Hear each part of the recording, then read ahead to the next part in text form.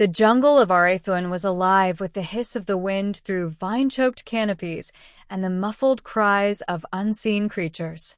16-year-old Aaron Kane moved carefully, his boots crunching on damp earth. His human settlement lay 5 kilometers north.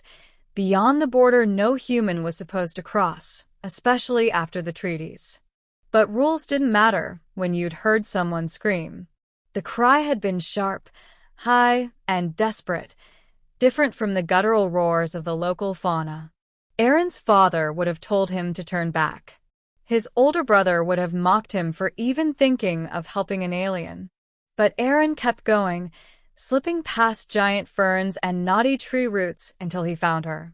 She was unlike anyone he'd seen, slender, skin a pale violet like twilight, her silver hair matted with blood. One of her legs was bent wrong, and deep claw marks ran across her side.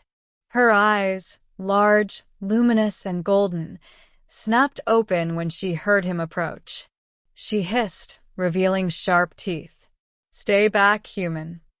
"I'm not here to hurt you," Aaron said quickly, raising his hands. "You're bleeding." "Badly." Her gaze flicked past him, too late. Aaron heard the rustle and snarl behind him. He turned in time to see a hulking jungle beast lunge from the shadows. It was massive, muscle and fur with spines down its back, eyes glowing like molten coals.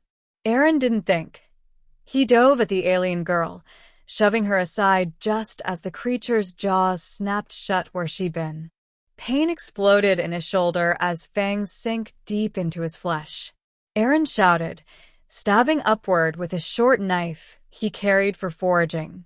The blade pierced hide, and the beast released him with a bellow, thrashing back into the underbrush. Blood poured hot down Aaron's arm. The alien girl stared at him, stunned. "Why would you?" "You needed help," Aaron said, his voice trembling as the world began to tilt. The bite throbbed with an unnatural heat, spreading up his neck. His vision blurred. The girl's hands were suddenly on him, surprisingly strong. "Don't sleep, human. You won't wake again if you do." The chief's judgment. When Aaron woke, it wasn't in his settlement. He was lying on a bed of woven plant fibers inside a dome-shaped hut, the air thick with herbal smoke. The alien girl sat nearby, her leg now bound and splinted. Beside her stood a tall, imposing figure, broad-shouldered, clad in ceremonial armor of bone and bronze. The alien chief. Aaron tried to sit up, but a lance of pain shot through his bitten shoulder.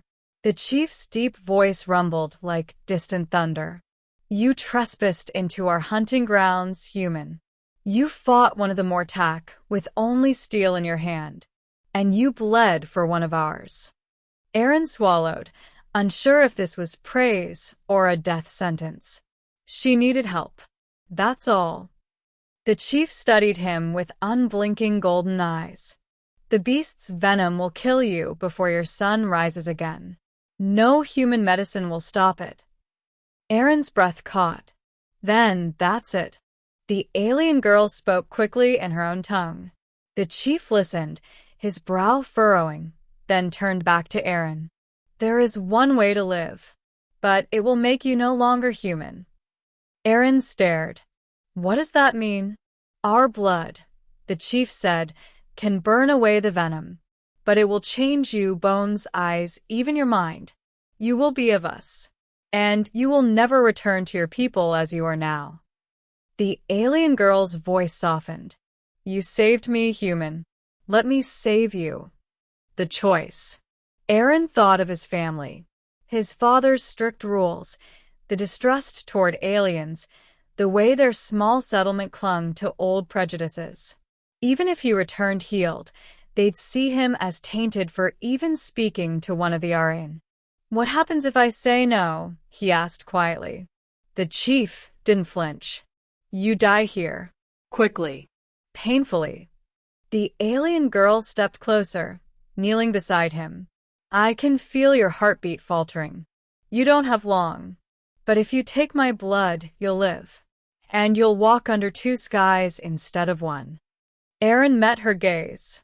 In those golden eyes he saw no malice, only an unshakable sincerity. And something else, a strange hope. His head swam. Do it. The bonding.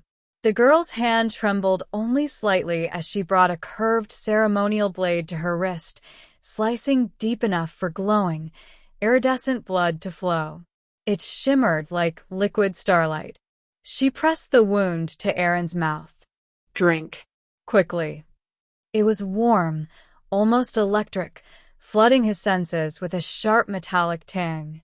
His vision flared white. Pain racked his body, worse than the bite. His skin prickled, muscles spasmed, bones seemed to hum as if they were being reforged from within. The chief's voice was distant. He takes the right well.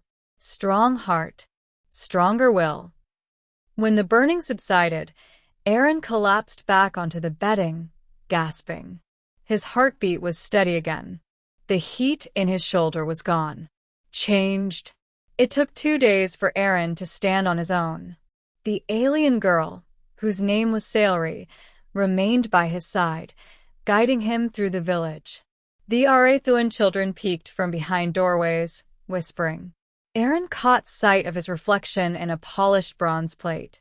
His eyes glowed faintly gold in the dim light. His skin was subtly different, stronger, smoother. The scar from the beast's bite had faded into a faint silvery mark. You're one of us now, Sci-Fi said simply. The venom is gone, but so is the part of you that was only human. Aaron wasn't sure how to feel. Part of him ached for the familiar, his father's gruff voice, the rough wooden walls of home. But another part felt lighter, stronger. That night, the chief summoned him to the central fire. The entire tribe gathered. The oath. The chief raised a hand for silence. This human shed his blood, for one of our own. He faced the Mortak without fear. And when death came for him, he chose our bond over his own flesh. From this day, he is Aaron of Arethuan, blood brother to our people. The crowd murmured in approval. Sci-Fi stepped forward, placing a ceremonial cloak of woven leaves and bone across Aaron's shoulders. Aaron spoke, his voice steady despite the weight of the moment. I don't know what the future holds, but I know this, you're my people now. And if danger comes for you, it comes for me too. The chief's stern face broke into a rare smile, spoken like one of us. Epilogue. Weeks later, Aaron stood on a ridge overlooking the jungle. Somewhere beyond the tree-line, his old home lay hidden. He could go back. He could try to explain. But when Sci-Fi joined him, her silver hair catching the light of 2 moons, he knew he wouldn't. He had been a boy defending a stranger. Now he was something more, human and alien both, bound by choice, not blood alone. And when the next beast came from the shadows, he'd be ready.